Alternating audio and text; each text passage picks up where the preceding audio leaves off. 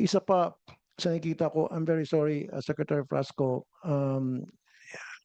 parang lumilitaw na ikaw ay nagiging vlogger na uh, it will not sell pag doon sa mga marketing materials natin puro mukha mong nakalagay doon. It shouldn't happen kasi another thing one thing na na-notice ko, halimbawa meron tong sa Japan ba ito na magazine. I think it's a free magazine.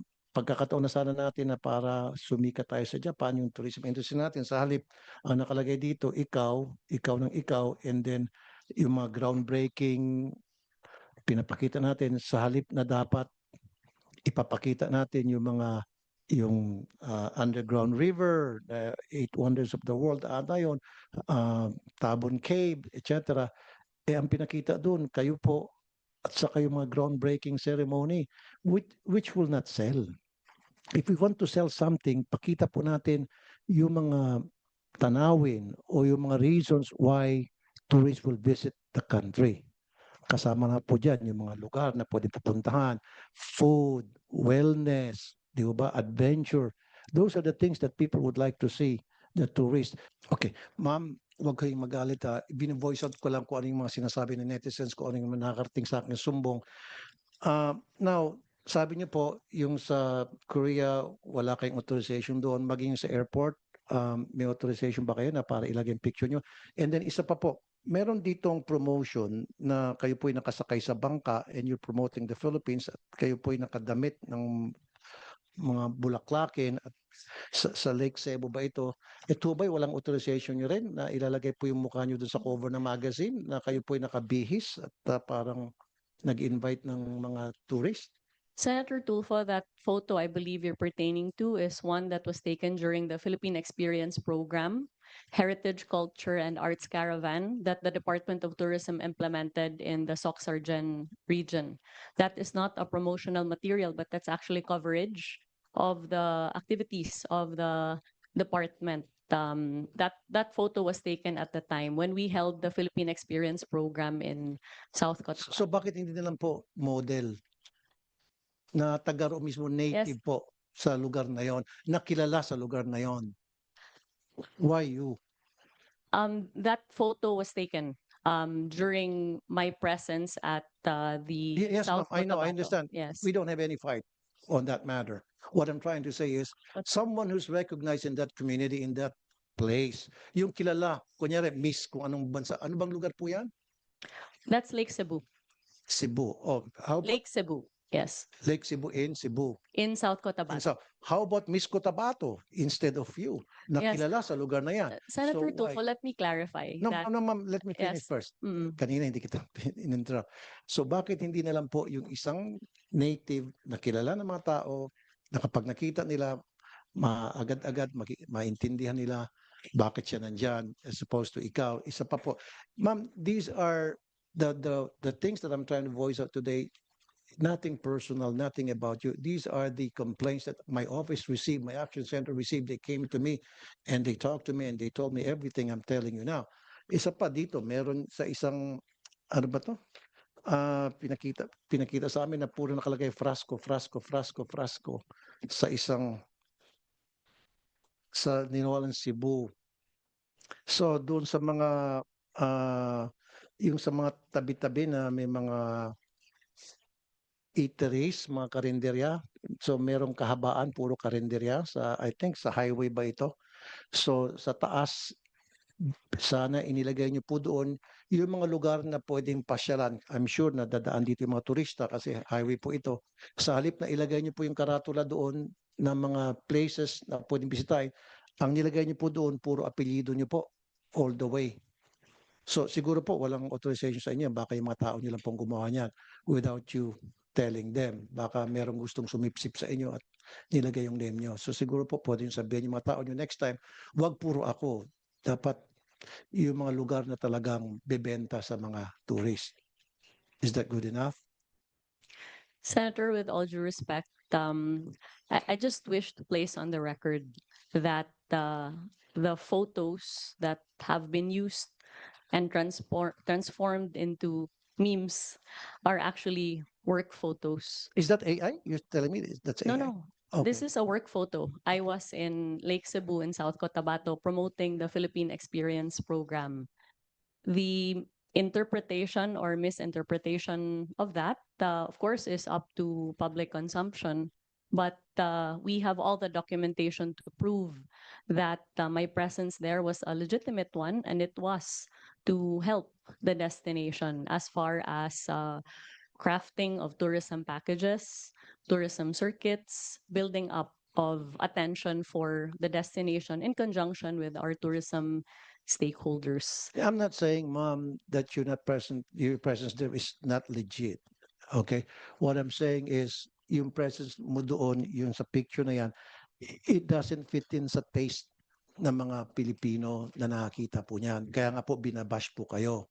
Hanggang sa pumunta po sila sa action center ko para magreklamo. Nung malaman nila magkakaroon ng hearing ng ganito, they came to my office and they told me na ito yung baka pwede mo iparating sa Department of Tourism. That's why I'm trying to voice it out today here in the hearing. Okay. So, kasi ang nangyari, ma'am, ang dating daw sa kanila, parang pinopromote mo yung sarili mo versus dapat yung Pilipinas ang pinopromote mo o yung mga probinsya ang pinopromote mo versus you're promoting yourself. Yun po yung dating sa mga tao. Hindi po sa akin yun, ha? That's not from me, from them. So, ang dating po sa mga tao na you're trying to promote yourself. So, maybe we have to refrain from doing that. We can use model siguro. Di ba? Like I said, yan sabi mo sa Cotabato ba yan? Saan lugar? South Cotabato. Then let's use Miss South Cotabato as the model or a native South Cotabato. Ano ba yung pinaka-native dyan sa Cotabato?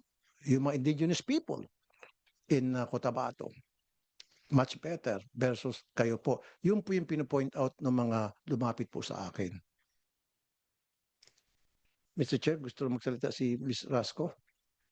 Sec, you want to respond? Yes, I completely hear you, Senator, and I'm grateful that you have brought these matters to light. But since I have the floor, I would just like to reiterate my position that I have tried to be as present as possible in our destinations and for our stakeholders. That is the extent of the duty that I have exercised and nothing more. I have no national ambition. I'm not running for any national position. And therefore, any accusation of self-promotion would fall flat because I am not running for any national position in 2028. And therefore, there would be no reason for me to promote myself. I'm sorry, ma'am. I'm not saying that you're running. Don't put words into my mouth. I'm not saying that. What I'm saying is, yung po nakakalata yung mga tao na parang pinopromote yung sarili mo for whatever reason. Now, also, ma'am, compared to other countries like Vietnam, Korea, Malaysia, Japan, hindi niyo po nakikita yung mukha ng mga secretaries ng Department of Tourism nila doon eh. Wala. Never ka makita sa tourist materials ng kahit anong bansa na banggit ko, yung kanilang Secretary of Tourism, pinopromote yung mga muka ng mga pictures nila. That's what the Yes. people that came to me. Perhaps if it is the pleasure of the Yeah. senator that I no longer visit our destinations or that there be no coverage of the same, we can take that into serious consideration. But as far as I'm, Of my course, ma'am, understanding. of course, ma'am, you can yes. visit. Why not? Yeah, I would even, people will appreciate you going there so that makita mo on the ground kung ano yung mga kulang, ano yung mga kailangang gawin, etc. But what we are saying here, ma'am, please, huwag mo i-promote yung sarili mo. Pag pumunta have ka mo not, sa isang lugar, Senator. kung ano yung mga kulang doon, punahin mo and then punuan mo. Yun po yung point ng mga netizens na lumapit po sa akin. Okay? It has nothing to do about you. It has something to do na may problema at sinasabi na kung ano yung problema na dapat punuan natin ngayon. Senator, we would be also very happy to provide your office with all of the promotional efforts that we have made sans my face in the destinations covered in order to indicate that Thank you. the Department of Tourism has not ever ceased from promoting our destinations, notwithstanding our very, very limited budget. And pumunta po ako sa website natin. Wala ako masyadong nakikita ng mga lugar na kaakit-akit na para mainganyo yung mga tourist na pumunta. Nakikita ko puro mga festivals. I don't know kung iba yung napupuntahan ko website. yeah, maganda po yung festivals. Pero kung kailangan natin talagang ma-invite yung mga tourists to come to our country, ano ba yung reason ba't nagtutour yung mga tao? Hindi naman po sa puro festival ang pinupunta ng mga turista rito. Of course, maganda yung festival. Pupunta sila rito for adventure, wellness, food, culture, and things like that. So yun po dapat ang binebenta natin. Huwag po natin ibinebenta yung maling mga bagay na hindi naman uh, in-expect ng tourists when they arrive in our country. And lastly, dapat yung pagdating pa lamang sa airport, we have to identify who are the tourists, if possible, na vlogger. Kasi malaking dagok to sa atin na pag meron isang vlogger pumunta rito tapos siniraan tayo, magkakaroon ng domino effect yun sa bansa na kung saan sila, not only dun bansa sa, kung saan sila, kundi yung mga followers nila. Tulad nitong American na vlogger, meron pang isa, siniraan tayo, at least itong American, medyo Pino pa siya, kaya lang nakakasira. So, dapat po, DOT, makipag-tie up po tayo sa mga local vloggers. Marami naman tayong mga local vloggers dito eh. Makipag-tie up po tayo sa mga foreign vloggers. I'm sure makakatulong in one way or the other. Thank you, Mr. Chair. But I just wish to make clear na yung background ko po ay naging mayor po ako dun sa Cebu. Kaya yung manner, yung urgency, yung presence ng pagtatrabaho, ayun po yung background Okay, ko. yes ma'am. Hindi po ako sanay na magtrabaho sa loob lamang po ng opisina. Nandyan po ako on the ground. In less than 3 years po, nabisita na po natin yung lahat ng rehiyon ng Pilipinas and over around 75% of all the 83 provinces of the Philippines. I agree with you ma'am, totally. Yeah. Hardworking po kayo. Now, sabi niyo po, yung sa magazine, wala pong consent niyo, ilagay mukha niyo. How about dito po sa mga airport sa Cebu? Nandito po yung mukha niyo, welcoming the tourists That's actually not an airport in Cebu. That I believe is in Boracay. in Boracay. Yes. So instead po ng picture, like I said, Yes, nothing yes. personal with you, mama. Instead na, sabi ko kanina, personality, ba't di na lang tayo maglalagay ng mga lugar na pwedeng puntahan na para, like I said kanina, for the end time, maingganyo yung mga tao na, "Oh, sige, pupunta ko, ang ganda niyan." Di ba parang sa ibang lugar, tulad sa Dubai, if I go to other countries, sa airport pa lang nila, makikita mo na sa walls yung mga lugar na pwede pupuntahan na you're being invited to go to that place. In this case, yan po ba may authorization po kayo na ilagay yung picture niyo diyan? Senator Tulfo, I'm really glad that you brought this up because earlier you talked about the 5 lines that people are supposed to take before they can enter Boracay Island. That's in relation to this particular situation. So this matter was brought to us as far as the 1.5 hours of waiting time before you can go into Boracay. Considering that the port is being operated by the provincial government of Aklan, we then, as far back as 2 years ago, approached the governor as well as the mayor to provide guidance as far as how they can improve the tourist experience in Boracay. This then resulted in a public-private partnership between the private sector as well as the provincial government of Aklan to introduce an electronic system that would improve those lines, reduce the number of lines from 5 to 2 or 3, I believe, and reduce the waiting time from around 1.5 hours to much less than that. As I recall, the product of the PPP was launched last year.